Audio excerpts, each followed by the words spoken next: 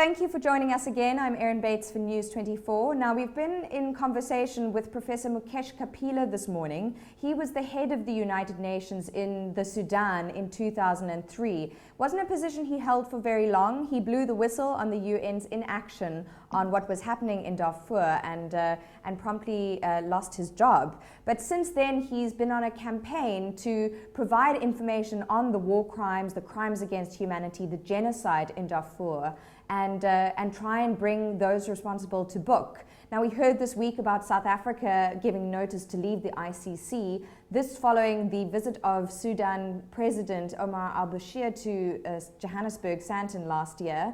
And if you ask me, it's in complete contravention of the values of the South African Constitution, and we have a responsibility to the people of Darfur as fellow Africans and as a member of the AU to hold those responsible accountable. Now, Mukesh Kapila wrote a fantastic and insightful book on what happened in Darfur. It's called Against the Tide of Evil. I highly recommend that you do have a look at it. And in it, he describes meeting one woman who came and stood outside his UN office in Darfur, in Khartoum, for days and days on end to try and get his attention. And we just wanted to find out from Dr. Kapila, Professor Kapila, what it was that Aisha said to him that made him so motivated to try and prosecute those and hold those responsible for the Darfur war crimes. Was a teacher in northern Darfur, and one day she just turned up in my office in Khartoum at the UN and clamored to get in. When she got in, she told me what had happened to her. She had been raped, multiply raped, along with 100 other women in a place called Tawila in northern Darfur.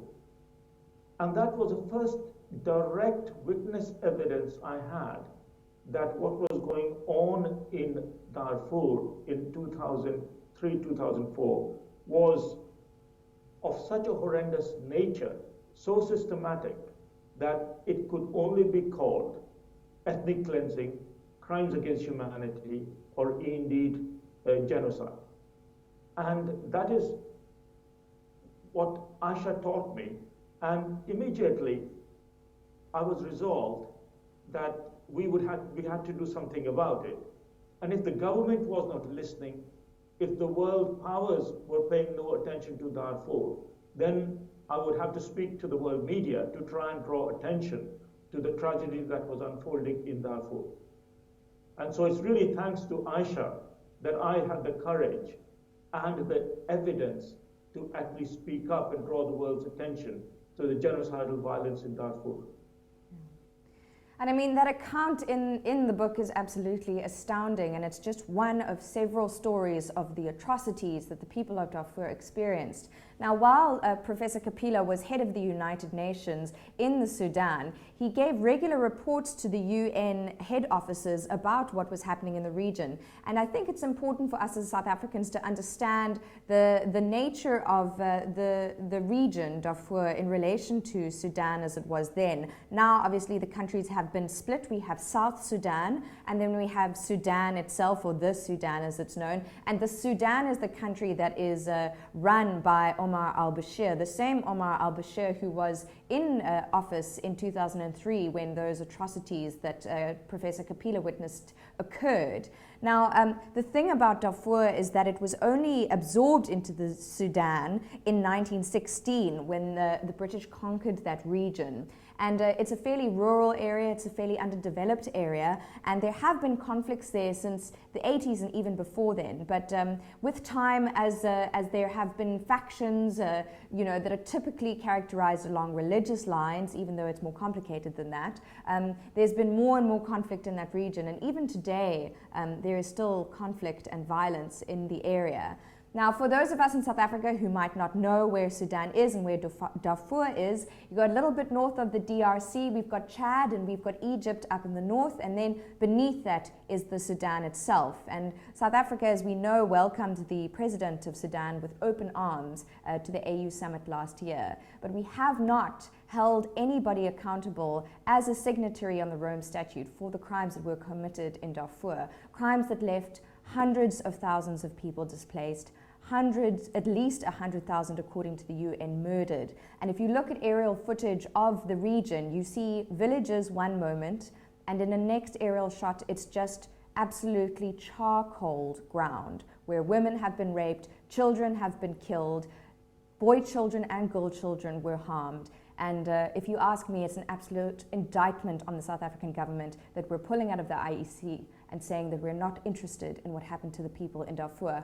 Now, my last question for Professor Kapila, because we've had a difficult line and because we've had trouble getting through to him during this interview, is what it means over 10 years since he was the head of the UN in the Sudan, in Khartoum, what it means for us to walk away from the crimes, to walk away from the rapes, to walk away from the murders that happened in Darfur, and to leave those crimes, those absolute abhorrent crimes, unanswered for.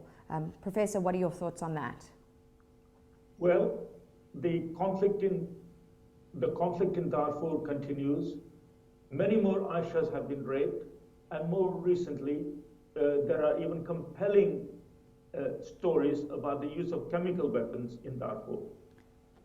It was good that President Bashir got indicted by the International Criminal Court, but the failure to turn that into a proper prosecution because of lack of cooperation from African member states has meant that the agony of Darfur continues.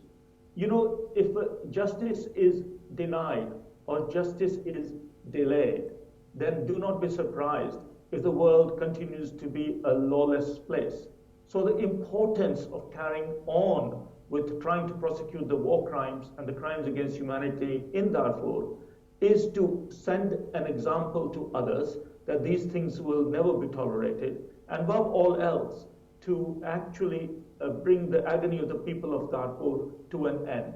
You know, your own former President Mbeki, has been leading the African Union peace process to bring about a resolution in Sudan, especially Darfur. But it hasn't got anywhere. And the reason it has not got anywhere, despite Mbeki's best efforts, is because you cannot have peace without justice. That is the lesson we've learned from region after region, from country after country, all over the world. And it is also true in South Africa. It is only after the judicial process, after apartheid was over, that South Africa is moving towards some kind of settlement, reconciliation, and a future. So it's extremely important that we continue to use judicial mechanisms to bring justice when people are affected by great crimes against humanity. And you know, we would not need an international criminal court if there were proper national legal mechanisms and regional mechanisms that worked. But the reality is that dictators and genocidaires are hardly likely to set up those mechanisms in their own countries and regions. And that's why it's extremely important that the peoples of the world are not let down by not having at last a place of last resort where they can go to and get justice for the hurts and crimes against them. And without that, there can be no peace. And without peace, we will continue to have all the conflicts that we're seeing in the world today. And this applies to not just to Darfur, it applies to Burundi, it applies to Congo, it applies also to Syria and other places where we have huge crimes against humanity being committed. Now, Professor Kapila is someone who knows this all too well. Throughout his career, he's followed a number of cases of gross human rights violations, not only in Darfur, in Bosnia, in Burundi, and elsewhere. And I think that really, as South Africans, we have a responsibility to others on our continent to hold people to account for their decisions and for their leadership. And I do hope that as we see the questions and answers from our President in the National Assembly today, that we keep in mind our own constitution and our responsibility to hold those values near. And quite rightly, as Professor Kapila says, if we look at what happened in South Africa with the negotiated settlement, Professor Kapila argues there's no peace without justice. And for some South Africans, the justice of the negotiated settlement wasn't adequate enough. And with that in mind, isn't it all the more important that we ensure that there is justice for the people of Darfur? And with that, we're going to have to leave it. We do apologize for the technical difficulties on this live stream, but thank you for joining us and look forward to your feedback on this discussion at News24, on our Facebook page, or indeed via email. You can get hold of us on feedback at news24.com. Thank you for your time.